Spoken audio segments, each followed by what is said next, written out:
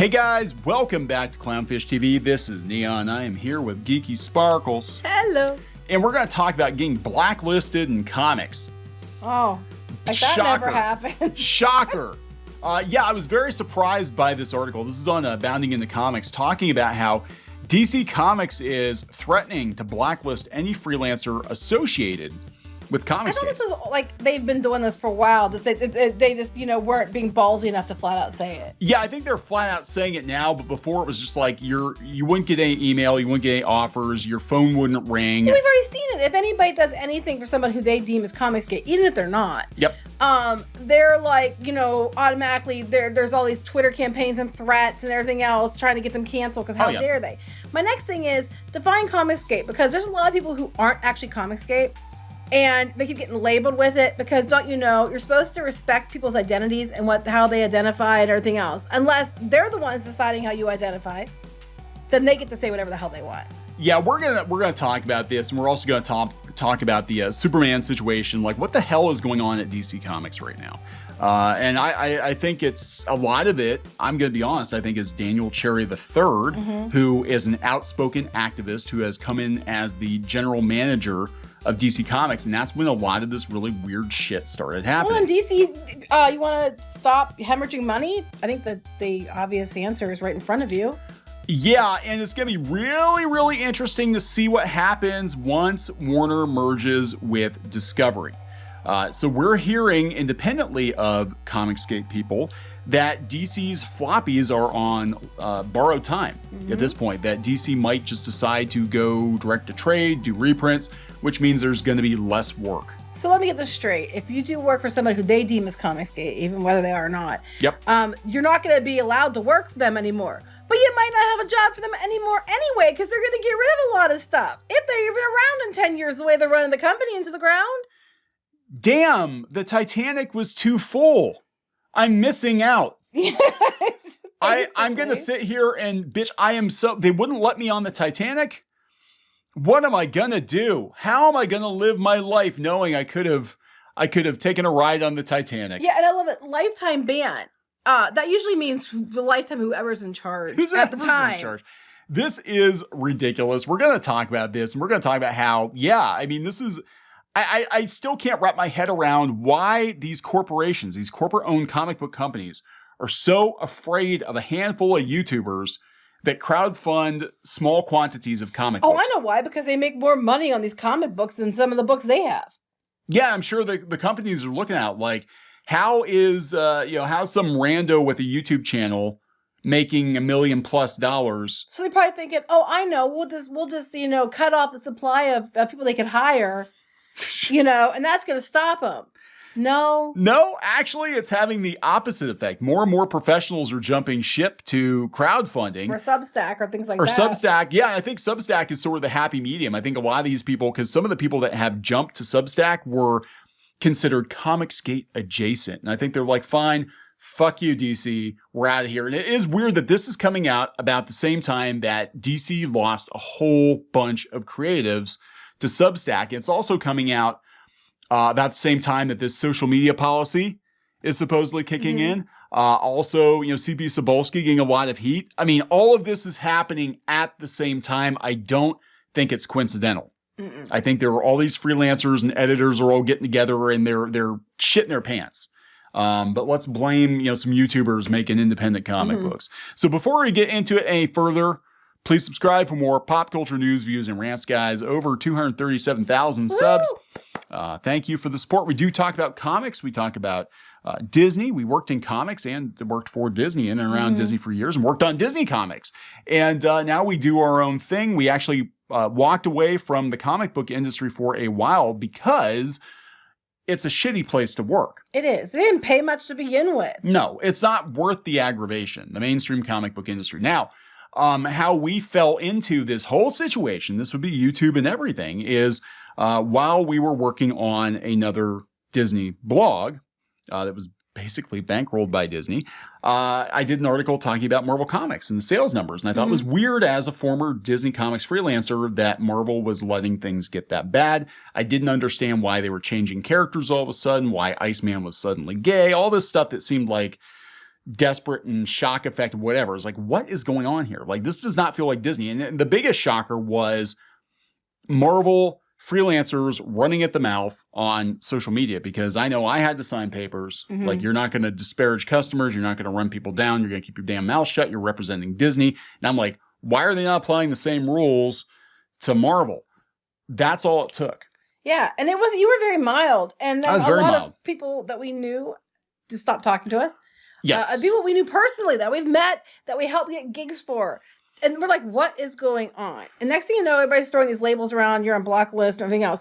I want to make it very clear, first of all, again, we're not Comicsgate. No, we've never. Nor are we Fandom Menace. We keep saying this. But because these dipshits on Twitter decide, if they list, like, here's my pronouns, here's all the pictures of the flags and everything else that I am, you must respect that. But you can say flat out, I'm not these things. And then, because they decide you are.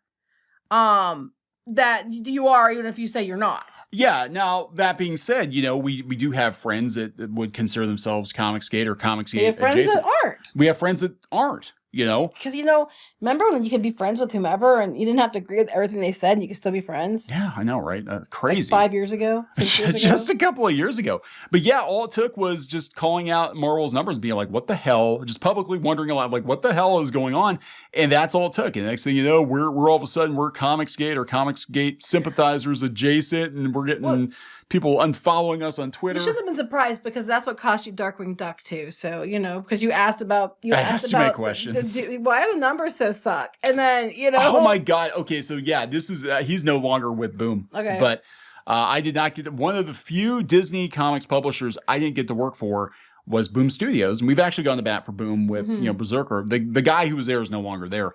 But he was pissed off because I was pointing out the Disney Comics numbers. I'm like, hey, they're kind of in decline because you guys are kind of alienating your core audience. What's up with that? And you better keep your mouth shut if you want to work on comics. Then it turned out that there was you wanted to do Darkwing. You were the first choice for Darkwing, and you didn't get Darkwing because they didn't let him hire. They wouldn't let anybody hire you. I was told after the fact by multiple people that I was verboten. I was not allowed to work at Boom on the Disney books because you just asked a couple questions. Yeah, ridiculous. But that's how petty and vindictive. And this was several years ago, so we should have seen it coming then. Oh yeah. It's just ridiculously stupid. So basically what's going on is that these people at DC are threatening that if you do anything for people who they deem as Comicsgate, that you're going to be banned for life from working at DC. Your lifetime ban. And that's just stupid, because a couple people that they're labeling aren't even Comicsgate, for one. Two, I don't see how getting paid to do a gig for something should get you banned for life. If you are not participating in any behavior that's considered harassment or whatever, then no. I mean, I think everything should be on a case-by-case basis. That's like saying, I did a book, and people are apologizing. Like, they're apologizing for writing books, for certain artists just a couple of years ago. I mean, you've got Chuck Dixon in Comicsgate now. Chuck Dixon, who had a long run on Batman, very well respected. Well, he's not ever allowed to go back to DC. What's left of DC? But they weren't hiring him anyway. I know. I mean, it's like it's so stupid. It's like the building's on fire. It's burning down. People are trying to give them hoses and to help them and tell them this will help you put out faster. They're pushing the hoses away and saying we got this, but you're never allowed to come in this building again. I mean, and it's like, well, no, thank you. I don't want to go into your burning building anyway. Yeah, this is the thing. Lifetime ban. How much longer do you think DC Comics, as it is right now, is gonna stay intact? I mean, again, we're hearing independently of Comicsgate. I know Ethan Van Sciver has talked before that he's got people saying, yeah, they're going to wind down publishing. I'm hearing from another source that the plan is once this merger goes through, floppies could be done. Mm-hmm. Like they don't even see a point in going to all the trouble for floppies when they're selling a bunch of trades and reprints. And when it goes through, you're going to have people that are not necessarily in the same line of thought. They're more about money. And they want to see things perform. They're not so much in we'll let this slide because of activism. I just want to know what lifetime their ban is for. Your lifetime, the DC Comics lifetime, the editorial people in charges, lifetime as their job there. You know what I mean? Yeah, I mean, I don't know for 100% certain, because I think low key there has been we know for sure there's a blacklist because you were offered it before until they figured out who you were. Yes, I was. And this was like 3 or 4 years ago, but there was an actual list going around to editors of these different companies. Here's the people that you don't want to hire. Like, here's who you don't want to. You want to make sure you don't talk to or don't listen to because they're horrible people. Yeah, and it's ridiculous. But I honestly think it might be this Daniel Cherry who, this is when a lot of this weirdness happened at DC. This guy came in, he's an activist. He'll tell you right on his Twitter profile, he's an activist. And the next thing you know, you're going to be banned forever. But apparently Shelley Lopresti, who's Aaron Lopresti's wife, has been subject to a lot of abuse, by the way, ever since he came out as thrown in with Comicsgate, said that, yeah, she's heard that this is a thing. As if we need another reason to boycott DC. They're now threatening their freelancers that if they do any work for anyone associated with Comicsgate, they will never get to work for DC again. Define what associated means. Big loss. What Jay Lee's never going to be allowed to do, because that was a thing. Remember that? They were going after Jay Lee. He didn't even know what the hell was going on. Mm-hmm. Yeah, that's because somebody decides. And it's like, that's ridiculous. Plus, isn't that discriminatory?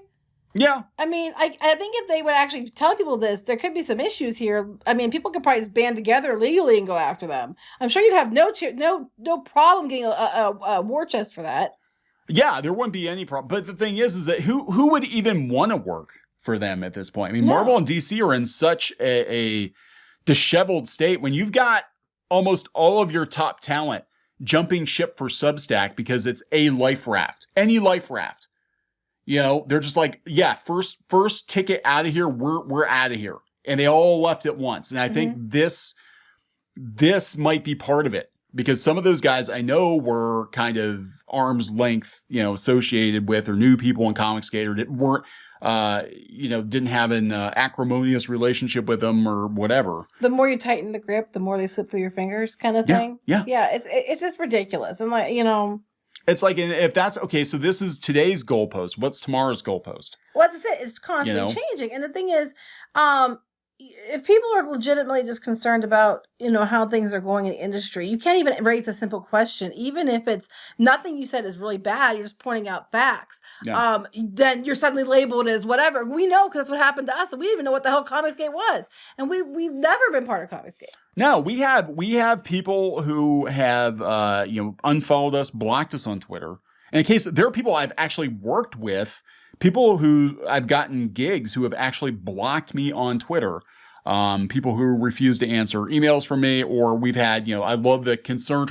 You shouldn't be talking about this because this is just, you don't understand what you're talking about. You have one person, notable anti-Comicsgate person, jump you on a forum that they weren't even a member of. They were called in just to jump you. And you were just kind of like, this is before we really got into this. Oh, no, but you kept saying, don't engage. And I was like, have you met me? And then at the end, I actually said that to you. And at the end, they backed down. They did. I kicked their ass. They backed down. But I'm just like, well, no. What they do is they back down from public interaction. Then they go skulk around in the shadows. What are you going to do? I don't even do mainstream comics. Yeah, we don't. I mean, we're pretty. What are you going to do? Pretty much insulated. I mean, we kind of. We do our own thing.